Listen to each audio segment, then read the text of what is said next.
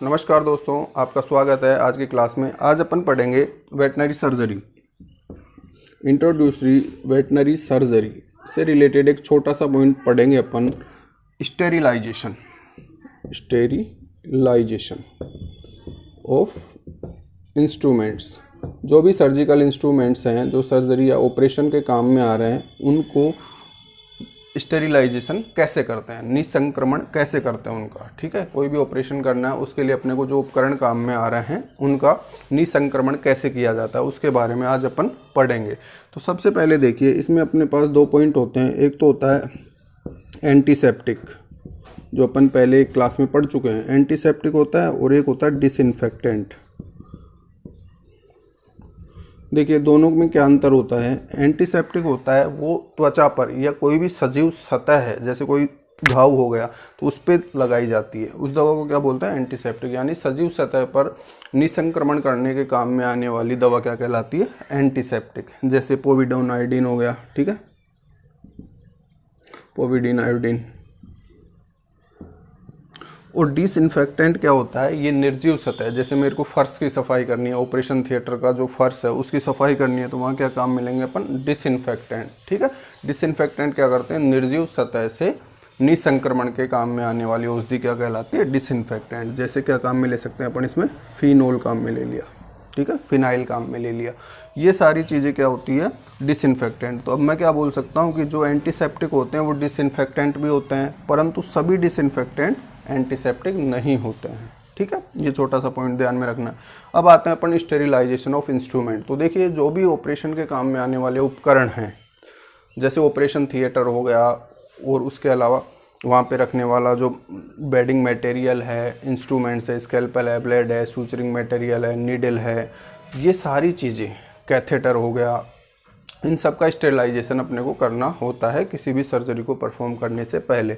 अब स्टेरिलाइजेशन के कौन कौन से मेथड होते हैं वो देखेंगे अपन आज की क्लास में। तो देखिए स्टेरिलाइजेशन, तो स्टेरिलाइजेशन कैसे कैसे किया जा सकता है, इसको मैं 3 भागों में विभाजित कर दूं। सबसे पहले जो स्टेरिलाइजेशन होता है वो किससे किया जाता है, टेम्परेचर से, ठीक है, ताप द्वारा। दूसरा स्टेरिलाइजेशन कर सकते हैं अपन रेडिएशन से, यानी विकिरण, रेडिएशन यानी विकिरण द्वारा।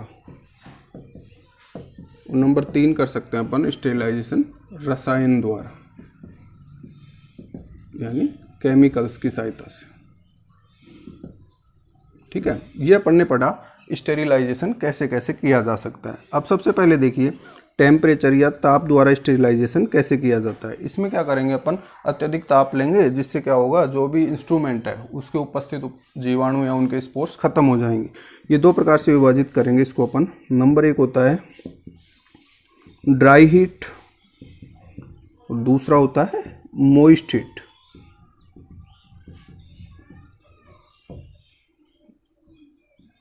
एक पढ़ा मैंने ड्राई हीट यानी शुष्क गर्मी, और ये है नमी वाली गर्मी। इसमें क्या होगा, भाप काम मिलेंगे अपन, जल की भाप काम मिलेंगे, जबकि यहाँ पे क्या होगी, शुष्क हवा काम मिलेंगे, गर्म हवा काम मिलेंगे, और यहाँ पे गर्म वाष्प काम मिलेंगे। इसके लिए कौन सा उपकरण काम मिलेंगे अपन, हॉट एयर ओवन। ठीक है, हॉट एयर ओवन के अंदर उपकरण को रख दिया जाता है, जिससे क्या हो जाएगा, वो स्टेरिलाइजेशन से स्टेरिलाइज हो जाएगा, जीवाणुओं से मुक्त हो जाएगा। हॉट एयर ओवन का टेम्परेचर और टाइम में क्या रिलेशन है, यहाँ देख सकते हैं। हॉट एयर ओवन में रख दिया जाता है तो उससे क्या होगा, उसका स्टेरिलाइजेशन हो जाएगा उपकरण का, जीवाणु तथा उसके स्पोर्स खत्म हो जाएंगे। जबकि मॉइस्ट हीट के लिए क्या काम में लेते हैं अपन, autoclave.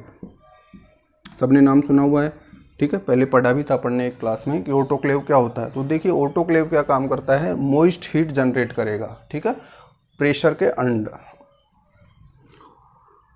Moist heat under pressure.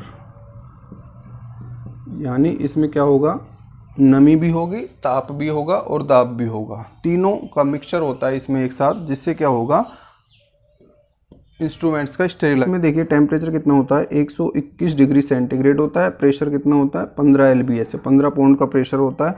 और कितने समय के लिए रखते हैं इसमें, 15 मिनट के लिए। तो उससे क्या हो जाएगा, जो भी इंस्ट्रूमेंट्स अपन ने अंदर रखे हैं उनका स्टेरिलाइजेशन हो जाएगा। जैसे सर्जिकल पैक हो गया, जो भी इंस्ट्रूमेंट्स, कैंची है, सीजर है या फोर्सेप्स है, इन सब का स्टेरिलाइजेशन किस में किया जाता है, ऑटोक्लेव में किया जाता है। कितना होता है इसका टेम्परेचर, 121 डिग्री सेंटीग्रेड, 15 LBS का प्रेशर होता है और 15 मिनट के लिए इसमें रखा जाता है। तो मॉइस्ट हीट अंडर प्रेशर से क्या हो जाएगा, उन उपकरणों का स्टेरिलाइजेशन हो जाएगा। इसके बाद में देखिए रेडिएशन यानी विकिरण द्वारा जो स्टेरिलाइजेशन किया जाता है वो उसमें क्या होता है, तो रेडिएशंस होती है, जैसे अल्ट्रावायलेट रेज हो गई, ठीक है, पराबैंगनी किरणें हो गई, गामा रेज हो गई, इनकी सहायता से क्या किया जाता है, स्टेरिलाइजेशन किया जाता है। अब ये जनरली काम में ली जाती है, जैसे ऑपरेशन थिएटर का पूरे रूम का स्टेरिलाइजेशन करना है तो वहाँ पे रेडिएशन काम में ली जाएगी। पशुओं का जैसे बाड़ा है उसका स्टेरिलाइजेशन किससे कर लिया जाता है, सूर्य से आने वाली पराबैंगनी किरणों से, सूर्य की धूप से।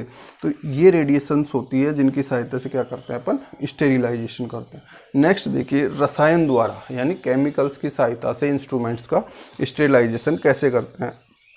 तो इसमें क्या है, जैसे धारदार जो स्कैल्पल है, धारदार औजार, इंस्ट्रूमेंट्स जो ऑपरेशन में काम में आने वाले हैं, उनके स्टेरिलाइजेशन के लिए क्या काम में लेते हैं अपन, केमिकल्स काम में लेते हैं। इसमें देखिए आइसोप्रोपाइल और प्रोपाइल एल्कोहल काम में लिया जा सकता है, एल्कोहल, या एब्सोल्यूट एल्कोहल हो गया, एब्सोल्यूट एल्कोहल, ठीक है, 4% फॉर्मेल्डिहाइड।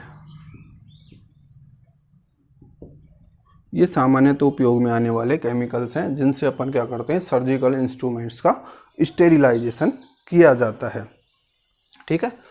तो ये अपन ने क्या पढ़ा आज की क्लास में कि स्टेरिलाइजेशन के विभिन्न तरीके कौन कौन से होते हैं और उनमें किस किस चीज़ों का ध्यान रखना होता है। अपना इसमें इंपॉर्टेंट क्वेश्चन क्या बनता है कि जो ऑपरेशन थिएटर का स्टेरिलाइजेशन किससे किया जाता है, रेडिएशन की सहायता से किया जाता है। नंबर दूसरा पॉइंट क्या है, ऑटोक्लेव का टेम्परेचर, प्रेशर और टाइमिंग क्या होती है। ड्राई हीट यानी हॉट एयर ओवन जो होता है उसका टेम्परेचर और टाइमिंग क्या होती है। तो ये स्टेरिलाइजेशन का छोटा सा पॉइंट अपन ने पढ़ा।